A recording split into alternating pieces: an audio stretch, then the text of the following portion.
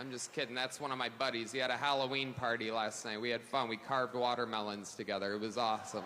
Ho, ho, ho, ho, ho, All ho. right.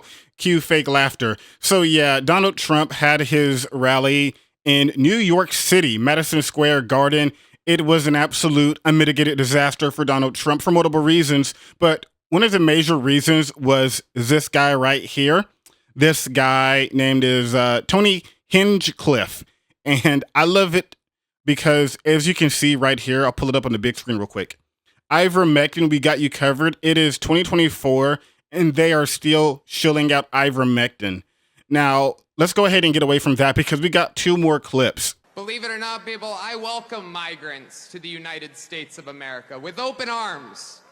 And by open arms, I mean like this. Oh, yeah, he's doing the go away. And he says go back. Yep. It's wild. And these Latinos, they love making babies, too. Just know that. They do. They do. There's no pulling out. They don't do that. They come inside, just like they did to our country. So keep in mind, nobody's really laughing. And so there's 2 points I want to make here. One point is, remember when Republicans were talking about how they wanted to be family friendly and not talk about sexual stuff, and then they have a guy at the major Trump event talking about sexual relations and making babies and whatnot. The other point is people aren't laughing because it's not really funny. And when Republicans make these type of jokes, everybody understands that they actually mean it because they're Republicans and they are often racist. These are the same group of individuals that cheered when Donald Trump, when he says that people coming from the southern border were spoiling the blood of the nation. Remember that? So whenever Trump, the guy who's running for president, says that, and then you have a comedian come out and say, actually go back to your country, and they're coming into the country just like they come inside of each other or whatever. Nobody's going to laugh except a bunch of like 4chan poll users who are too busy looking at their cuck porn to even be watching this. This caused a stir in the media. So let's go ahead and look at this one too. It is absolutely wild times. It really, really is. And, you know, there's a lot going on. Like, I don't know if you guys know this, but there's literally a floating island of garbage in the middle of the ocean right now. Yeah. I think it's called Puerto Rico. Okay. All right. Okay. We're getting there. No, Exactly. It was so unfunny that even the crowd was like, whoa, yeah. That's a bit on the nose because Republicans often, they have to use this defense of showed language where they'll say something, but then if you call them out on it, they'll say, oh, that's not what I really meant. They do that all the time. They do it all the time nonstop. But this here was like so blatantly out there that Republicans can't really defend it. Well, they'll try to defend it. Some of them will, and one did. We'll get to that in a moment. But right after that, you had a bunch of other idiots come out and give their speeches. So we'll go ahead and give it to Kamala HQ, and we'll look at a bit of the unhinged mess that happens here. Sick Hillary Clinton, huh? What a sick son of a. The whole party, a bunch of degenerates. She is the devil, whoever screamed that out. She is the Antichrist. It's going to be pretty hard to look at us and say, you know what? Kamala Harris, she got 85 million votes because she's just so impressive. As the first Samoan, Malaysian, low IQ, former California prosecutor ever to be elected president. Yeah, so it is kind of weird. Well, not, you know what? It's not even weird anymore. It is what it is. Republicans have been doing this for a while. But notice what Tucker Carlson said about the votes, because I can imagine they're already queuing up excuses in case Kamala Harris does win, because it does appear to be a very close race with no clear winner right now. And if Kamala Harris does win, they're already queuing up the talking point where, oh, there's no way Kamala Harris could get that many votes, just like they did in 2020 when the Donald Trump talked about how a record number of votes, nobody's ever done it in this, in America ever before. But then Joe Biden got more votes than Donald Trump, and he won the Electoral College, obviously, which is how he won the presidency. But it is already one excuse that they're cooking up. And also notice that like people like Tucker Carlson and Donald Trump himself keep attacking Kamala Harris's IQ. They keep doing it over and over and over and over again. Meanwhile, Kamala Harris, obviously very intelligent, became a lawyer, passed the bar, obviously, all of that. Now, in terms of Tony Hinchcliffe's, there's two responses by conservatives. You have one by Vivek Ramaswamy, who is trying to defend it. The fake, you know what? I'll spare you the 2-minute video. You're welcome. But the fake outrage about the joke at the Trump rally is just dumb. George Lopez said over the weekend at a Kamala rally that Mexicans are thieves, and no one in the media even had a peep to say about it. And the mainstream media selective outrage is getting old. Now, this is when Republicans don't understand comedy. Now, I haven't seen the George Lopez bit.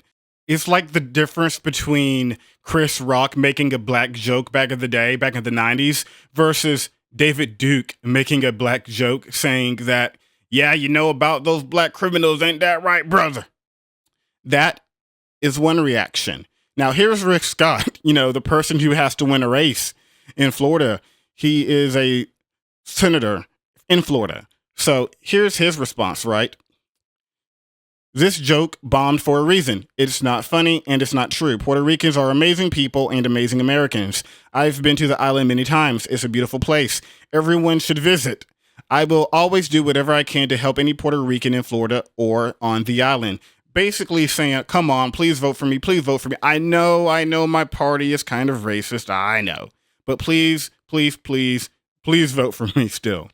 Now, Tony Hinch, or whatever his name is, had a statement too, basically saying these people have no sense of humor. Wow, that the vice presidential candidate would take time out of his busy schedule to analyze the joke taken out of context to make it seem racist.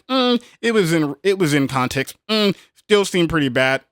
Even your own people are calling you out for it. And even the crowd didn't seem that enthusiastic about it. Kind of a dud all around. And it's one thing to have a racist funny joke, but then this man doubled down while having a racist unfunny joke. So it's pretty crazy, actually. And even kind of, you know, even more weird, I guess. This guy used the joke at a comedy club in New York, and he said, you know what? This would do better at the rally tomorrow, right? Because when he first made the joke, according to the article here, the joke did not draw laughs, just a handful of awkward chuckles. Yeah, no kidding, because it's a terrible joke and everybody's like, wow, that's just kind of racist. And here's another important clip I want to show you too. Could prove pivotal in Pennsylvania, the biggest swing state, where some 300,000 voting-age Puerto Ricans could cast ballots. Our recent poll shows among Latinos overall, Harris leads, but Trump performs better with Latino men, splitting the vote with Harris. Meanwhile, Now keep in mind, splitting that vote is very marginal here because Harris 47, Donald Trump has 47, and after what he said, well, not what Donald Trump said individually, even though Donald Trump has repeatedly targeted Latinos, but what he represents, and now people are getting like a big whiff of it because it's not just Donald Trump.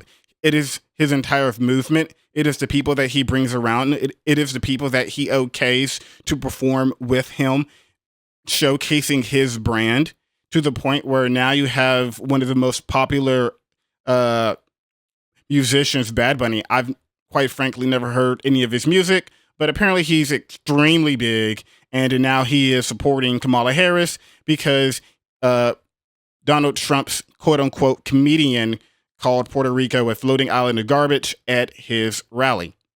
And keep in mind that there's tons of Puerto Ricans living in key swing states. We're talking about Pennsylvania with over 470,000, North Carolina with over 130,000, Georgia with 124,000, Wisconsin 65,000, Michigan 54,000, Arizona 54K as well, and Nevada 35,000. So it is a lot of votes that could be potentially lost. Now, I did make a video just a day or two ago, saying that I'm not sure if anything is ever going to really rattle Donald Trump personally, because he has said so much crazy stuff over the past 8 years, and none of it has seemed to bother him, even being a convicted felon.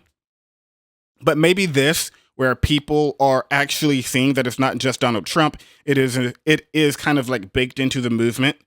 Maybe people will see that, especially the key voters in Puerto Rico. But we will have to see. Well, not Puerto Rico, because people in Puerto Rico can't vote. Puerto Ricans who are living in, North America, in Pennsylvania, and all these swing states, they can make a huge difference here. So we will have to see what happens with that.